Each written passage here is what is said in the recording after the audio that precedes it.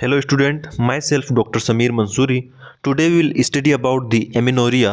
Amenorrhoea क्या होता है उसको आज हम समझेंगे। तो एमिनोरिया जो होता है उसके अंदर आपको लिखना है absence ऑफ मेंस्ट्रुएशन। अब इसका मतलब क्या होता है? एमिनोरिया का मतलब क्या? absence of menstruation. जो पर मंथ जो फीमेल के अंदर मेंस्ट्रुएशन साइकिल आता है उसका नहीं होना, उसका absent हो जाना ही क्या कहलाता है? एमिनोरिया कहलाता है। अब ये क्यों होता है? तो may be present in various acute medical illness, endocrine and psychiatric illness. तो ये होता क्यों है? तो या तो किसी भी तरह की कोई मेडिकल इलनेस, ठीक है, कोई भी बॉडी के अंदर ऐसी मेडिकल इलनेस हो जाना, या फिर एंडोक्राइन एबनॉर्मेलिटी हो जाना, एंडोक्राइन इलनेस हो जाना, या फिर कोई साइकेट्रिक इलनेस हो जाना। तो यहाँ पर हम बात कर रहे हैं किसकी? एमिनोरिया की। कि भाई एमिनोरिया होता क्या है? तो एब्सेंस ऑफ मेंस्ट्रुएशन, मेंस्ट्रुएशन का एब्सेंट हो जाना। और ये क्यों हो सकता है? तो यहाँ पर एक्यूट मेडिकल इलनेस की वजह से, कोई एंडोक्राइन इलनेस की वजह से, या फिर साइकेट्रिक इलनेस की वजह से यहाँ पर ये देखने को मिल सकता है। चलिए बात करते हैं इसके टाइप्स की। तो यहाँ पर इसके दो टाइप होते हैं। पहले दो टाइप क्या है? Physiological and pathological. फिजियोलॉजिकल मतलब समझ में आ रहा है आप लोगों को? फिजियोलॉजिकल मतलब जो नॉर्मली हो, और पैथोलॉजिकल मतलब जिसमें क्या हो, कोई डिजीज के चलते हमको एमिनोरिया देखने को मिले। तो यहाँ पर हम बात कर रहे हैं कि एमिनोरिया के टाइप कितने हैं? दो है। फिजियोलॉजिकल जो नॉर्मली बॉडी के अंदर हो, और पैथोलॉजिकल किसी डिजीज के चलते डिजीज इंड्यूस्ड एमिनोरिया होगा तो वो किसके अंदर आएगा? पैथोलॉजिकल के अंदर आएगा। चलिए जो फिजियोलॉजिकल है उसके अगेन दो टाइप होते हैं, प्राइमरी सेकेंडरी। और पैथोलॉजिकल जो है उसके भी दो ही टाइप होते हैं, प्राइमरी और सेकेंडरी। अब यहाँ पर जो हमारा फिजियोलॉजिकल है, प्राइमरी और सेकेंडरी, उसके अंदर जो प्राइमरी हमारा एमिनोरिया है, प्राइमरी फिजियोलॉजिकल जो एमिनोरिया है वो क्या होता है? Before puberty. ठीक है, बिफोर प्यूबर्टी। प्यूबर्टी का आने से पहले क्या होगा? मेंस्ट्रुएशन नहीं आएगा, तो वो तो फिजियोलॉजिकल सी चीज़ है। ठीक है, तो उसको हम क्या बोलते हैं? फिजियोलॉजिकल के अंदर प्राइमरी एमिनोरिया। देन इसी के अंदर सेकेंडरी एमिनोरिया की बात करें तो सेकेंडरी एमिनोरिया कब होता है? आफ्टर मिनोपोज। जब फीमेल की एज 50 ईयर क्रॉस हो जाती है तो उसके बाद मेंस्ट्रुएशन आना बंद हो जाता है। देन उसी को हम क्या बोलते हैं यहाँ पर? Secondary amenorrhoea. क्योंकि वहाँ पर क्या हो जाएगा? आफ्टर 50 ईयर क्या हो जाएगा? फीमेल के अंदर मेंसेस आना बंद हो जाएगा। उसी को हम क्या बोल रहे हैं? एमिनोरिया। वो कौन सा एमिनोरिया है? Secondary amenorrhoea. चलिए आगे बात करें इसी के अंदर ड्यूरिंग प्रेगनेंसी। ड्यूरिंग प्रेगनेंसी भी क्या होता है? जो हमारा मेंसेस होता है वो बंद हो जाता है। और साथ ही साथ ड्यूरिंग लैक्टेशन, जब यहाँ जो फीमेल होती है, जो मदर फीमेल होती है, जब बच्चे को लगातार मिल्क को पिलाती रहती है, दूध को पिलाती रहती है, तब भी वहाँ पर हमको एमिनोरिया देखने को मिल सकता है, एब्सेंट ऑफ दी मेंसेस देखने को मिल सकता है। तो मैं क्या बोल रहा हूँ, यहाँ पर जो एमिनोरिया है वो दो टाइप का है, फिजियोलॉजिकल एंड पैथोलॉजिकल। फिजियोलॉजिकल का मतलब होता है जो नॉर्मली हो, पैथोलॉजिकल जो डिजीज इंड्यूस्ड हो। फिजियोलॉजिकल के अंदर मैंने आपको दो टाइप बताए, प्राइमरी एंड सेकेंडरी, और पैथोलॉजिकल के अंदर भी दो टाइप बताए, प्राइमरी एंड सेकेंडरी। प्राइमरी के अंदर मैं बोल रहा हूँ बिफोर प्यूबर्टी, प्यूबर्टी आने से पहले जो क्या होता है? एब्सेंट रहता है, तो फिजियोलॉजिकल हो गया। देन सेकेंडरी के अंदर हम बोल रहे हैं आफ्टर मिनोपोज, 50 ईयर के बाद फीमेल के अंदर मेंसेस आना बंद हो जाता है, उसी को बोला जाता है हमारा क्या? Secondary amenorrhoea. Then during pregnancy और ड्यूरिंग लैक्टेशन भी जो मेंसेस होता है वो एब्सेंट होता है, इसलिए इसको सेकेंडरी के अंदर बोला गया है। और ये सभी कैसे हैं? फिजियोलॉजिकल है। चलिए जो पैथोलॉजिकल की हम बात कर रहे हैं, पैथोलॉजिकल के अंदर प्राइमरी और सेकेंडरी। तो प्राइमरी होता है यहाँ पर क्रिप्टोमेनोरिया, और सेकेंड होता है इसके अंदर ट्रू प्राइमरी एमिनोरिया।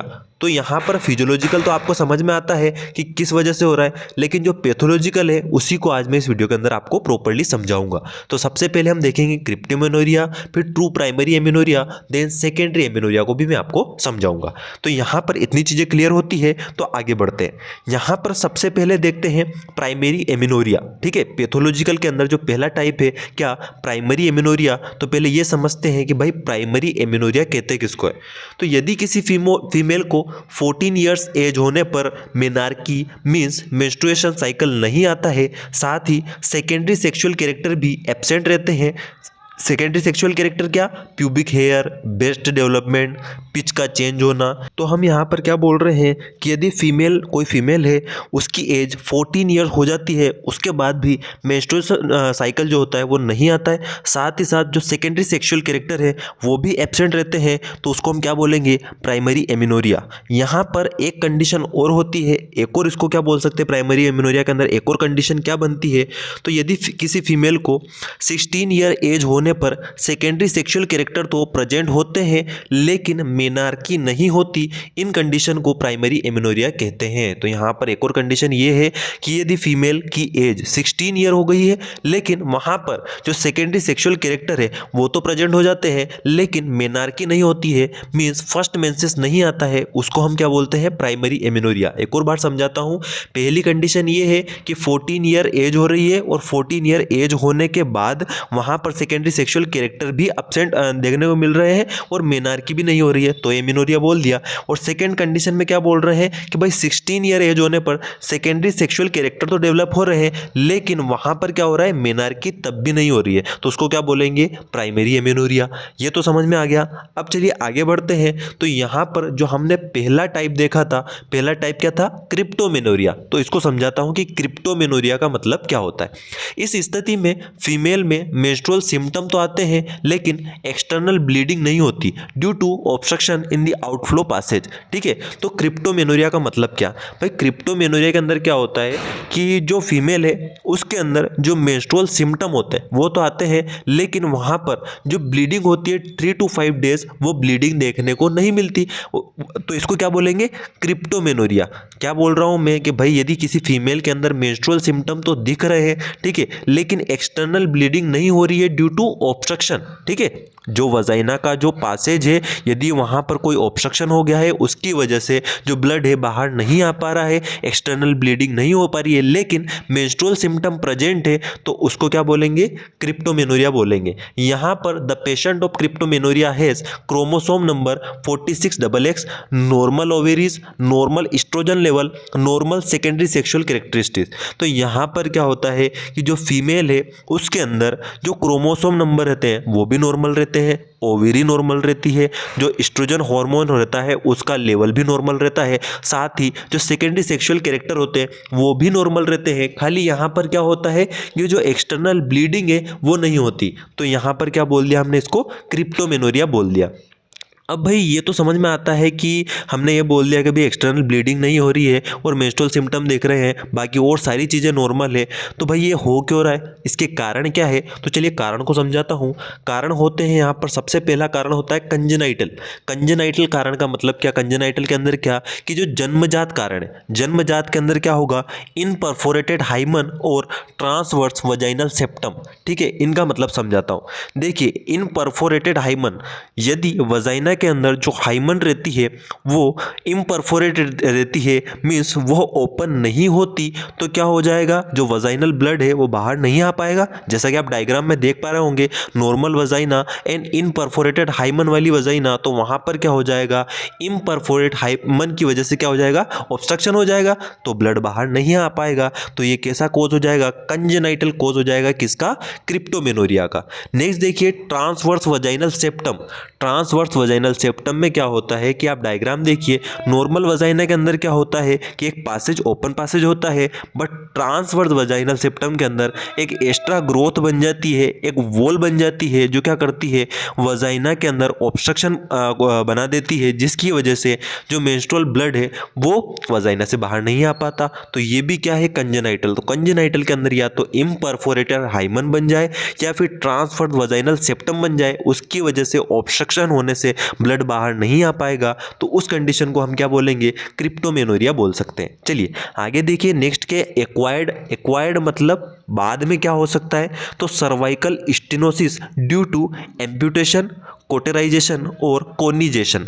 अब इनका मतलब क्या, एक्वायर्ड के अंदर क्या हो रहा है, सर्वाइकल स्टेनोसिस। देखिए नॉर्मल वजाइना के अंदर क्या होता है, जो सर्विक्स होती है वो ओपन रहती है, लेकिन यदि सर्वाइकल स्टेनोसिस हो जाए, टिनोसिस होने की वजह से क्या हो जाएगा, वहाँ का पासेज जो होता है नेरो हो जाता है। पासेज नेरो हो जाएगा तो वहाँ से क्या हो जाएगा, जो मेंस्ट्रुअल फ्लो है वो बाहर नहीं आ पाएगा, मेंस्ट्रुअल ब्लड जो है बाहर नहीं आ पाएगा। और ये क्यों हो रहा है सर्वाइकल स्टेनोसिस? 3 कारण है इसके। या तो एम्पुटेशन हो जाए, एम्पुटेशन का मतलब होता है कि यदि किसी कारण से, ठीक है, कोई वजाइनल डिजीज हुई और उसके चलते किसी डॉक्टर ने, किसी सर्जन ने वहाँ पर किसी पार्ट को एम्पुटेट कर दिया। एम्पुटेट करने की वजह से यदि वहाँ पर एक्स्ट्रा ग्रोथ हो जाएगी तो वहाँ पर क्या हो जाएगा, सर्वाइकल स्टेनोसिस हो जाएगा। या कोटेराइजेशन, कोटेराइजेशन का मतलब होता है कि केमिकल या इलेक्ट्रिसिटी के द्वारा क्या किया जाए, टिश्यू को डिस्ट्रॉय किया जाए। यदि वहाँ वजाइना से रिलेटेड कोई टिश्यू ऐसे हैं एबनॉर्मल है, यदि उन्हें किसी डिजीज के चलते डिस्ट्रॉय किया जाता है इलेक्ट्रिसिटी केमिकल के द्वारा, तो भी वहां पर सर्वाइकल स्टेनोसिस बनने के चांसेस रहते हैं।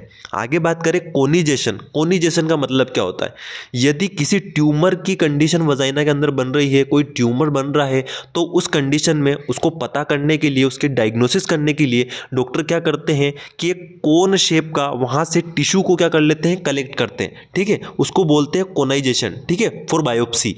इसकी वजह से भी क्या हो सकता है, सर्वाइकल स्टेनोसिस हो सकता है। तो मैं क्या बता रहा हूं आपको, क्रिप्टोमेनोरिया क्या है, प्राइमरी जो हमारा एमिनोरिया है उसका एक टाइप है क्रिप्टोमेनोरिया, जिसके अंदर जो मेंस्ट्रुअल सिम्टम होते हैं वो तो दिखते हैं लेकिन एक्सटर्नल ब्लीडिंग नहीं होती है due to obstruction in the outflow passage, ठीक है। इस कंडीशन में एक और चीज़ होती है कि भाई जो फीमेल होती है उसके अंदर क्रोमोसोम नॉर्मल रहते हैं, नॉर्मल ओवेरी रहती है, नॉर्मल एस्ट्रोजन लेवल रहता है, और जो सेकेंडरी सेक्सुअल कैरेक्टर रहते हैं वो भी नॉर्मल रहते हैं। अब यहाँ पर ये होता क्यों है, तो उसके हमने 2 तरह से कारण देखे। पहला देखा कंजेनाइटल, जो जन्मजात कारण होते हैं, हाइमन का इम्परफोरेट होना या फिर ट्रांसवर्स वजाइनल सेप्टम का बन जाना, जिसकी वजह से जो वजाइनल ब्लीडिंग है, जो मेंस्ट्रुअल ब्लीडिंग है, वो बाहर नहीं आ पा रही है। एक्वायर्ड के अंदर मैंने आपको बताया सर्वाइकल स्टेनोसिस। जो सर्वाइकल स्टेनोसिस का मतलब क्या होता है, जो सर्विक्स है वो नेरो हो जाए, किन कारण से, एम्पुटेशन मतलब किसी पार्ट को यदि वहाँ से कट करके हटाया गया है ड्यू टू किसी डिजीज के चक्कर में, तो हो सकता है। कोटेराइजेशन, केमिकल या इलेक्ट्रिसिटी से किसी टिश्यू का वहाँ पर डिस्ट्रॉय किया है और वो बाद में सर्वाइकल स्टेनोसिस में चेंज हो जाए। कोनाइजेशन, किसी ट्यूमर को पता करने के लिए, बायोप्सी करवाने के लिए यदि कोन शेप का कोई ऊतक, कोई टिश्यू वहाँ से निकाला जाता है तो वहाँ पर हो सकता है। अब भाई ये चीज़ तो समझ में आ रही है कि ये हो क्यों रहा है। अब क्रिप्टोमेनोरिया के अंदर हमें सिम्टम क्या देखने को मिलेंगे उसकी बात करते हैं। तो सिम्टम यहाँ पर देखने को मिलेंगे साइक्लिक लोअर एब्डोमिनल पेन। तो यहाँ पर मेंस्ट्रुएशन जब आता है, जब मेंस्ट्रुअल साइकिल होता है, जब ब्लीडिंग होती है, तो उस टाइम नॉर्मली हमको पेन तो देखने को मिलता ही है फीमेल के अंदर, लोअर एब्डोमिनल पेन। तो यहाँ पर क्या होगा, साइक्लिक लोअर एब्डोमिनल पेन देखने को मिलेगा। आगे बात करें पेशेंट कंप्लेंट यूरिनरी सिम्टम, ठीक है, तो यूरिनरी ट्रैक्ट से रिलेटेड जो सिम्टम होंगे वो पेशेंट हमको बताएगा, ठीक है, जैसे बर्निंग मिक्चुरेशन हो सकता है, इन्फेक्शन हो सकता है, और भी चीज़ें हो सकती है। तो यूरिनरी ट्रैक्ट से रिलेटेड सिम्टम पेशेंट हमें कंप्लेन करेगा कि ये मेरे को प्रॉब्लम हो रही है। आगे बात करें कि भाई पता कैसे करें कि इसको क्रिप्टोमेनोरिया है। तो सबसे पहली चीज़ तो ये होती है कि patient looks normal with normal secondary sexual character. तो उसकी तो बात हो गई, हमने डेफिनेशन में बोल दिया कि क्रिप्टोमेनोरिया का जो पेशेंट होता है उसके अंदर ऑल ओवर चीज़ें नॉर्मल रहती है, सेकेंडरी सेक्सुअल कैरेक्टर भी नॉर्मल रहते हैं, तो पेशेंट कैसा दिखेगा, नॉर्मल दिखेगा। On percussion dull sound in lower abdomen, यदि हम पेशेंट का एग्जामिन करते हैं, उसके एब्डोमन का एग्जामिन करते हैं, तो वहाँ पर परकसन करने पर डल साउंड देखने को मिलेगा। आगे बात करें लोकल एग्जामिनेशन में क्या करेंगे, तो लोकल एग्जामिनेशन जब वजाइना का किया जाता है तो वहां पर हमें इम्परफोरेटेड हाइमन देखने को मिल सकती है। यदि इम्परफोरेटेड हाइमन है तो वो क्रिप्टोमेनोरिया हो सकता है। देन और भी हम चेक करें तो वहां पर ऑब्स्ट्रक्शन को चेक कर सकते हैं कि सर्वाइकल स्टेनोसिस वगैरह तो नहीं हो रहा है, ट्रांसवर्स वजाइनल सेप्टम तो नहीं बना हुआ है, तो इन चीज़ों को भी वहां पर हम चेक कर सकते हैं। तो ये हमारा डायग्नोसिस हो जाएगा कि भैया पेशेंट नॉर्मल दिखता है, लेकिन वहां पर क्या करना है, यदि एब्डोमन का एग्जामिनेशन करते हैं, परकजन करते हैं, तो वहां पर डल साउंड मिलता है लोअर एब्डोमन में, और लोकल एग्जामिनेशन के अंदर हमें इम्परफोरेटेड हाइमन देखने को मिलती है। और उसके बाद हमें क्या करना है, साथ ही साथ वहां पर ऑब्स्ट्रक्शन को भी चेक कर लेना है। आगे देखते हैं इसके मैनेजमेंट को कि इसको ठीक कैसे करें।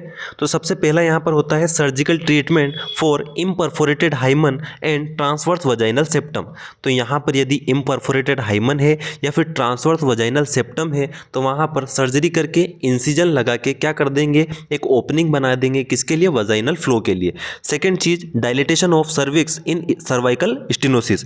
तो यहाँ पर डायलेटेशन करेंगे किसके अंदर, सर्वाइकल स्टेनोसिस के अंदर। यदि वहाँ पर हमें सर्वाइकल स्टेनोसिस देखने को मिल रहा है, सर्विक्स नैरो हो चुकी है, तो डायलेट करके उसको क्या कर देंगे, थोड़ा डायलेटेशन कर देंगे, वहाँ पर थोड़ी स्पेस बना देंगे ताकि उससे क्या हो जाए, जो वजाइनल फ्लो है, जो ऑब्स्ट्रक्शन हो रहा है वो ठीक हो जाए। चलिए ये क्लियर हो गया हमारा। सबसे पहला हमने क्रिप्टोमेनोरिया समझ लिया। अब इसी के अंदर हमने देखा था प्राइमरी एमेनोरिया के अंदर ट्रू प्राइमरी एमेनोरिया, सेकेंड ये था ट्रू प्राइमरी एमेनोरिया। तो यहाँ पर डेफिनेशन तो वही रहेगी प्राइमरी एमेनोरिया की। क्या डेफिनेशन देखी थी मैंने स्टार्टिंग में आपको बताई थी कि यदि फीमेल 14 ईयर एज के हो जाए और मेनार्की भी नहीं हो और सेकेंडरी सेक्सुअल कैरेक्टर भी नहीं आए, तो वहाँ पर क्या कहलाएगा, वो प्राइमरी एमेनोरिया। या सेकेंड कंडीशन, यदि 16 ईयर एज के हो जाए, सेकेंडरी सेक्सुअल कैरेक्टर तो दिखे लेकिन मेनार्की एब्सेंट हो, तो वो क्या कहलाता है, प्राइमरी एमेनोरिया। अब यहाँ पर जो ट्रू प्राइमरी एमेनोरिया है वो कैसे होता है उसको समझाता हूँ। तो उसके कोज है disorder of outflow tract and urinary target organ.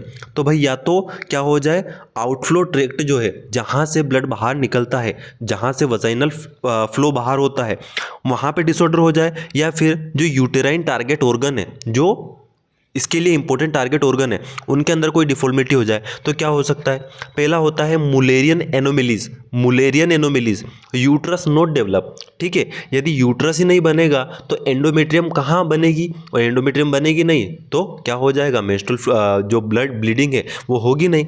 तो पहला क्या हो जाएगा, या तो मुलेरियन एनोमेलीज हो जाए जिसके अंदर यूट्रस का डेवलपमेंट ही नहीं हो।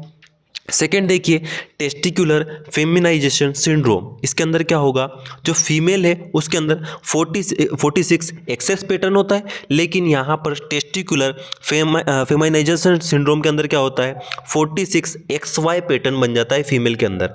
यूट्रस अब्सेंट रहता है, ठीक है, वेल डेवलप ब्रेस्ट प्रेजेंट होते हैं और टेस्टिस प्रेजेंट होते हैं। तो भाई यहाँ पे क्या हो रहा है, सारा ही उल्टा पुल्टा काम हो गया है। यहाँ पर क्या हो रहा है, 46 XX की जगह 46 XY पैटर्न मिलता है क्रोमोसोम का, यूट्रस अब्सेंट रहता है लेकिन वेल डेवलप्ड ब्रेस्ट मिलते हैं, ठीक है, और टेस्टिस प्रेजेंट मिलते हैं, और इसी की वजह से इसका नाम टेस्टिकुलर फेमिनाइजेशन सिंड्रोम है। तो पहला हम कोज देख रहे हैं कि डिसऑर्डर ऑफ आउटफ्लो ट्रैक्ट और यूटेराइन टारगेट ऑर्गन के अंदर या तो मुलेरियन एनोमेलीज हो जाए, मीन्स यूट्रस बने ही नहीं, यूट्रस बनेगा ही नहीं तो एंडोमेट्रियम कहाँ पर एक्यूमुलेट होगी, और होगी नहीं तो ब्लीडिंग कहाँ से होगी, होगी नहीं तो क्या हो जाएगा, एमेनोरिया हो जाएगा, या फिर टेस्टिकुलर फेमिनाइजेशन सिंड्रोम हो जाए। नेक्स्ट देखिए, डिसऑर्डर ऑफ ओवरी। ओवरी के अंदर टर्नर सिंड्रोम हो जाए, 45X0 क्रोमोसोम हो जाए, मीन्स टर्नर सिंड्रोम हो जाए, तो भी वहाँ पर हमें ट्रू प्राइमरी एमेनोरिया देखने को मिल सकता है।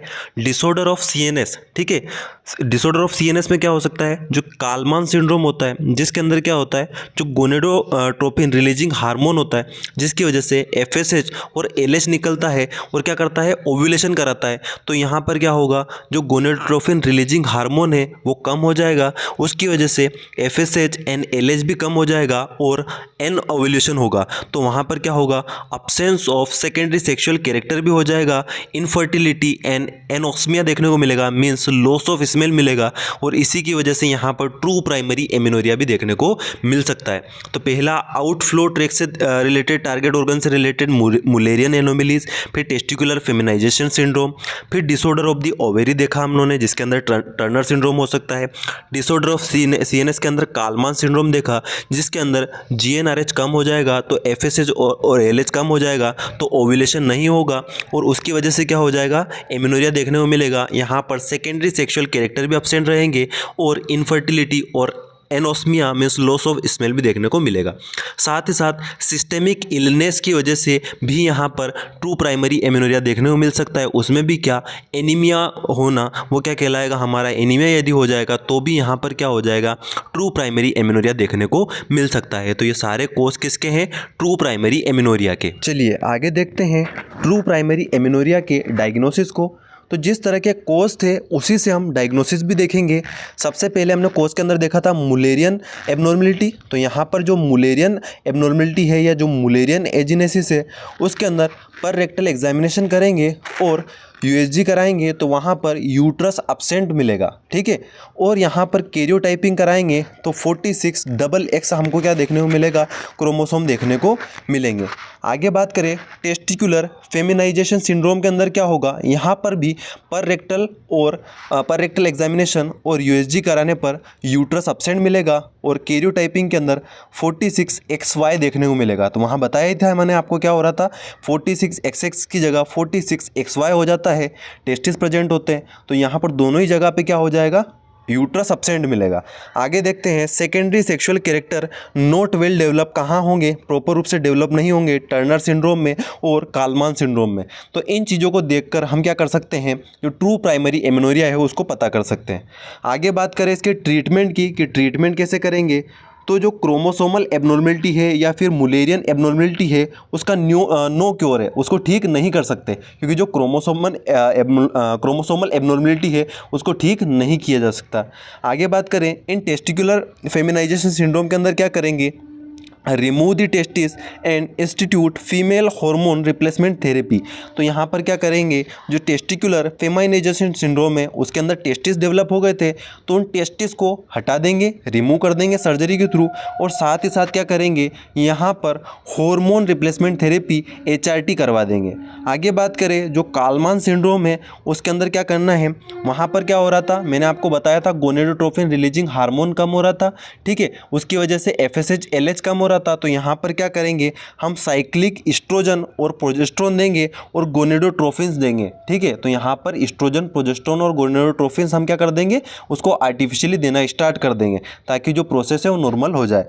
आगे बात करें correction of anaemia by improvement of nutrition. तो हम बात कर रहे थे वहाँ पर सिस्टेमिक डिजीज़ की, एनीमिया की वजह से भी वहाँ पर देखने को मिल रहा था। तो हम क्या करेंगे, एनीमिया को क्या करेंगे, न्यूट्रिशन देकर ठीक कर देंगे। तो इस तरह से आपका जो ट्रू प्राइमरी एमेनोरिया है वो कंप्लीट होता है। सेकेंड देखिए सेकेंडरी एमेनोरिया। सेकेंडरी एमेनोरिया के अंदर क्या होगा, absence of menstruation for 3 normal cycle और फॉर 6 मंथ और more in woman with previous normal menstrual pattern.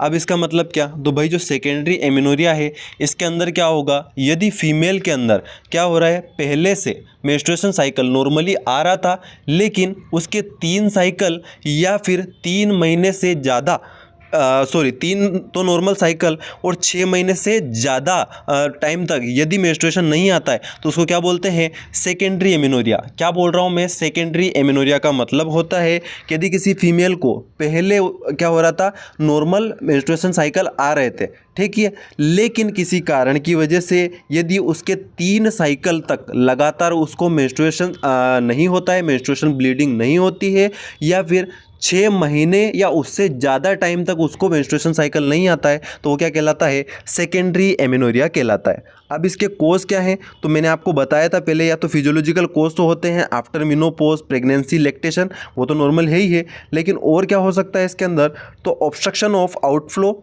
जो वजाइनल ब्लीडिंग हो रही थी, जो मेंस्ट्रुअल ब्लीडिंग हो रही थी उसके अंदर ऑब्स्ट्रक्शन हो जाए, किसके द्वारा, ऑब्स्ट्रक्शन ऑफ सर्वाइकल केनाल या फिर सर्वाइकल स्टेनोसिस, वही जो मैंने आपको क्रिप्टोमेनोरिया के अंदर पढ़ाया था, एम्प्यूटेशन, कोटेराइजेशन, कोनाइजेशन, समझा ही दिया मैंने आपको ये क्या होते हैं।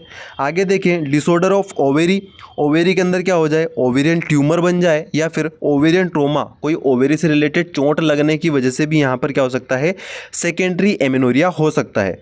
आगे बात करें डिसऑर्डर ऑफ हाइपोथैलेमस, हाइपोथैलेमस से रिलेटेड डिसऑर्डर जो होते हैं, जैसे GnRH डिफिशियंसी। GnRH डिफिशियंसी का मतलब भी क्या, इसको भी ये भी समझ में आ रहा है अपनों को, GnRH कम हो जाएगा, FSH LH कम हो जाएगा तो ओव्यूलेशन होगा ही नहीं, तो वहाँ पर क्या हो जाएगा, ब्लीडिंग होना बंद हो जाएगी। तो बात वहीं घूम फिर के आ रही है, तो वो भी क्या हो जाएगा, disorder of hypothalamus GnRH deficiency.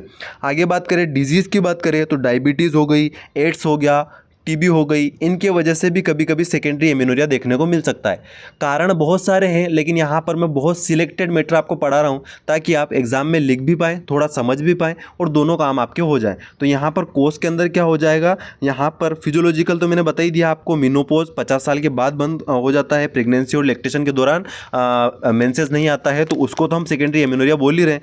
लेकिन यहाँ पर ऑब्स्ट्रक्शन ऑफ आउटफ्लो ऑब्स्ट्रक्शन हो जाए उसका, किसकी किसकी वजह से, सर्वाइकल स्टेनोसिस की वजह से, क्योंकि वो कब कैसे हो रहा है, एम्पुटेशन की वजह से, कोटेराइजेशन की वजह से, कोनाइजेशन की वजह से। डिसऑर्डर ऑफ ओवेरी, ओवेरी के अंदर कोई डिसऑर्डर हो जाए like ovarian tumours, ovarian trauma. Disorder of hypothalamus, hypothalamus से रिलेटेड डिसऑर्डर हो जाए तो हाइपोथैलेमस से जीएनआरएच निकलना कम हो जाएगा तो जीएनआरएच डेफिशिएंसी हो जाएगी। साथ ही कुछ डिजीज़ भी होती है, डायबिटीज़, एड्स, टीबी, इनकी वजह से भी देखने को मिल सकता है। अब इसको पता कैसे करें, डायग्नोसिस कैसे करेंगे, तो सबसे पहला तो क्या करवाओ आप, प्रेगनेंसी टेस्ट कराओ। ठीक है, यदि प्रेगनेंसी टेस्ट कराएंगे वो पॉजिटिव आ जाएगा तो सीधी सी क्लियर चीज़ हो जाएगी, नहीं आएगा और नेगेटिव आ जाएगा तो उसके बाद हम देखेंगे और सेकेंडरी डिजीज़ कौन सी हो रही है। आगे बात करें सीरम एफएसएच, एलएच, टीएसएच और पीआरएल मतलब प्रोलेक्टिन, तो इन सभी का भी टेस्ट करवाएंगे। ठीक है, कि एफएसएच कम तो नहीं बन रहा है, एलएच कम तो नहीं बन रहा है। थायराइड जो होता है, हाइपोथायरॉयडिज्म की वजह से भी यहाँ पर कभी कभी हमको सेकेंडरी एमेनोरिया देखने को मिल सकता है। उसी की वजह से यहाँ पर टीएसएच का टेस्ट भी कराने के लिए इन्होंने बोला है। तो यहाँ पर क्या हो जाएगा, सीरम एफएसएच, एलएच से हमको पता चल जाएगा कि जीएनआरएच तो कम नहीं बन रहा है। ठीक है, टीएसएच से हमें थायराइड एबनॉर्मेलिटी की पता चल जाएगा। ठीक है, पीआरएल से हमें यह पता चल जाएगा कि भैया प्रोलेक्टिन हार्मोन तो ज़्यादा नहीं बढ़ रहा है, लैक्टेशन की वजह से तो प्रॉब्लम नहीं आ रही है। आगे बात करें यूएसजी करवा लेंगे। यूएसजी के अंदर हमको पता चल जाएगा कि कोई यूट्रस से रिलेटेड तो प्रॉब्लम नहीं है, सर्वाइकल स्टेनोसिस वगैरह तो नहीं हो रहा है, तो वो हमको आइडिया लग जाएगा। सीटी स्कैन करा सकते हैं, एमआरआई भी यहाँ पर करवा सकते हैं। चलिए आगे बढ़ते हैं इसका ट्रीटमेंट। तो प्री मेच्योर मिनोपॉज के अंदर क्या कराएंगे, हार्मोन रिप्लेसमेंट थेरेपी एचआरटी करवाएंगे। क्या होगा, प्री मेच्योर मिनोपॉज, वर्ड से पता चल रहा है कि टाइम से पहले यदि मिनोपॉज हो जाता है तो हमको क्या करवाना पड़ेगा, हार्मोनल रिप्लेसमेंट थेरेपी के द्वारा वापस मेंस्ट्रुएशन को कंटिन्यू करना पड़ेगा, वापस स्टार्ट करवाना पड़ेगा यदि टाइम से पहले हो जाता है तो। आगे बात करें ओवेरियन सिंड्रोम के अंदर भी क्या करवाना है अपनों को, हार्मोन रिप्लेसमेंट थेरेपी करवानी पड़ेगी, क्योंकि यदि ओवेरी के अंदर कोई डिफॉर्मिलिटी हो रही है तो ओवेरी से निकलने वाले हार्मोन के अंदर प्रॉब्लम होने की वजह से मेंस्ट्रुएशन रुक सकता है। तो यहाँ पर हार्मोन रिप्लेसमेंट थेरेपी करवा के ओवेरियन सिंड्रोम को ठीक करेंगे। Management of disease like diabetes, AIDS और टीबी, तो यहाँ पर इनका मैनेजमेंट करेंगे। ट्रीटमेंट नहीं बोल रहा हूँ मैं, मैनेजमेंट करेंगे, क्योंकि इनका मैनेजमेंट करना पड़ेगा। ठीक है, इनको ठीक करेंगे तभी जाके क्या हो जाएगा, हमारा ये ठीक हो जाएंगे तो सेकेंडरी एमेनोरिया भी ठीक हो जाएगा। ये मैनेज हो जाएंगे तो हमारा जो मेंस्ट्रुएशन साइकिल है वो प्रॉपर रूप से आने लग जाएगा। आगे बात करें जो जीएनआरएच डेफिशिएंसी है उसके अंदर साइक्लिक एस्ट्रोजन, प्रोजेस्टेरोन और गोनेडोट्रोफिन्स को हम दे सकते हैं। तो जैसा कि मैंने आपको बताया था, जो ट्रू प्राइमरी एमेनोरिया के अंदर बताया था, वहाँ भी उसी तरह का ट्रीटमेंट किया था हमने, क्योंकि जीएनआरएच कम हो रहा था हाइपोथैलेमस से डिफॉर्मिलिटी की वजह से। तो यहाँ पर भी क्या करेंगे, यदि जीएनआरएच कम बन रहा है तो साइक्लिक एस्ट्रोजन और प्रोजेस्टेरोन और गोनेडोट्रोफिन्स हम दे देंगे, ताकि वापस क्या हो जाए, हम आर्टिफिशियली उसको दे देंगे तो क्या हो जाएगा, ये डेफिशिएंसी कंट्रोल हो जाएगी और वापस क्या हो जाएगा, एमेनोरिया क्योर हो जाएगा। तो इस तरह से आपका एमेनोरिया कंप्लीट होता है। एमेनोरिया के अंदर हमने देख लिया, मैंने बता दिया आपको कि किस तरह से फिजियोलॉजिकल होता है, किस तरह से पैथोलॉजिकल होता है। ठीक है, जो फिजियोलॉजिकल होता है उसके टाइप्स को समझा दिया मैंने, और पैथोलॉजिकल जो होता है उसके टाइप्स को भी आपको समझा दिया मैंने। तो इस तरह से आपका जो एमेनोरिया है वो कंप्लीट होता है। तो दोस्तों वीडियो अच्छा लगा हो तो वीडियो को लाइक कर दीजिए, अपने फ्रेंड्स के साथ शेयर कर दीजिए। यदि आप मास्टरमाइंड चैनल पर नए हैं तो प्लीज चैनल को सब्सक्राइब कर दीजिए, बेल आइकन को प्रेस कर दीजिए, ताकि आने वाली वीडियो की अपडेट आपको मिलती रहे। Thank you.